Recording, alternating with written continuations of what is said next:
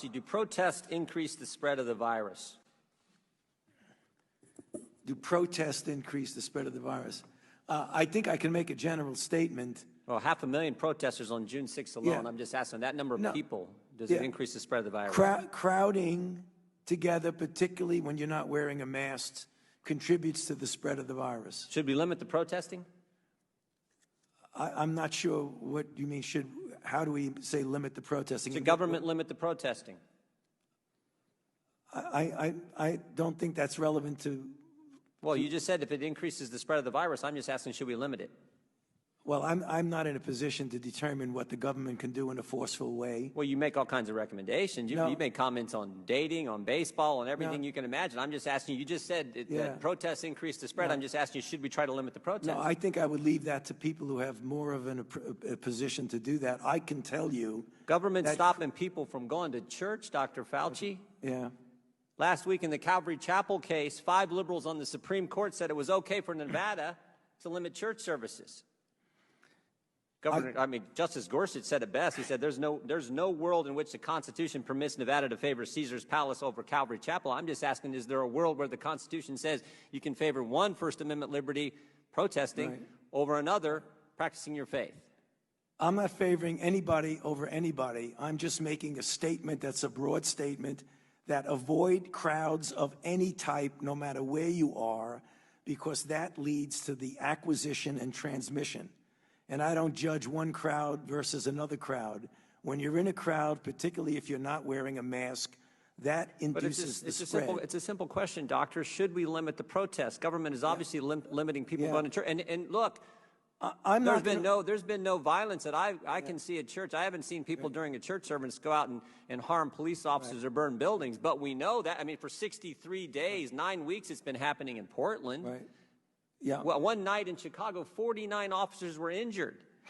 But no limit to protests. But boy, you can't go to church on Sunday. What was the? I don't know how many times I can answer that. I'm not going to opine on limiting anything. I'm just going to tell you. You've opined on a lot of things, Dr. Fauci. Yeah, but I've never This said is something that to directly impacts the spread of the virus, and I'm asking your position on the protest. Yeah, I'm not going to opine on limiting anything. I'm telling you what it is, the danger. And you can make your own conclusion about that. You should stay away from crowds, no matter where the crowds are. Government has stopped people from going to work. In fact, just in New Jersey 4 days ago, Ian Smith, Frank Trombetta were arrested for trying to operate their business, their gym. They were arrested. But my bet is if these two individuals who own this gym were outside just in front of their gym, and all the people who were working out in their gym were outside protesting, they'd been just fine. But because they were in the gym working out, actually running their business, they got arrested. Do you think that's okay? I'm not going to opine on who gets arrested and who does not. You get where I'm going. I'm telling you, as a public health official, I say crowds. Do you see the inconsistency, though, Dr. Fauci? There's no inconsistency, Congressman. So you're allowed to protest millions of people on one day in crowds yelling, screaming, but you try to run your business, you get arrested? And if you stood right outside of that same business and protested, you wouldn't get arrested? You don't see an inconsistency there? I don't understand what you're asking me as a public health official to opine on who should get arrested or not. That's not my position. You could ask it as much as you want. You've advocated for certain businesses. You've You've advocated for certain businesses to be shut down. I'm just asking you on your position on the protest. I haven't seen one. We've heard a lot about hair salons. I haven't seen one hairstylist who, between haircuts, goes out and attacks police or sets something on fire. But we've seen all kinds of that stuff during protests, and we know the protests actually increase the spread of the virus. You've said that. I said crowds.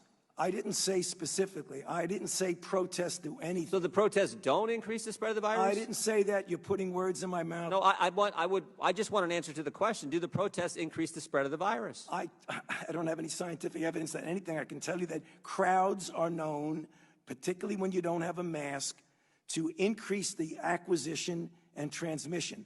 No matter what the crowd is. So you don't have a position on whether the protests increase the spread of the virus or don't increase the spread of the virus?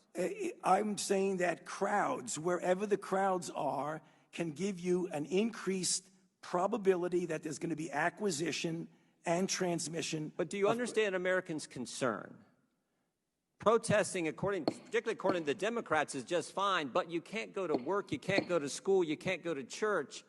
There's limits placed on all three of those fundamental activities, First Amendment activities, but protesting is just fine. You know, the gentleman's time has expired, but I'll just ask the gentleman to just think about his question and put it in reference to crowds that gather at political meetings, at fundraisers without masks, on an oil rig in Texas, nobody wearing a mask, nobody social distancing, but a fundraiser. Right. Would that be problematic? With that, I'll yield 5 minutes to Mr. Foster.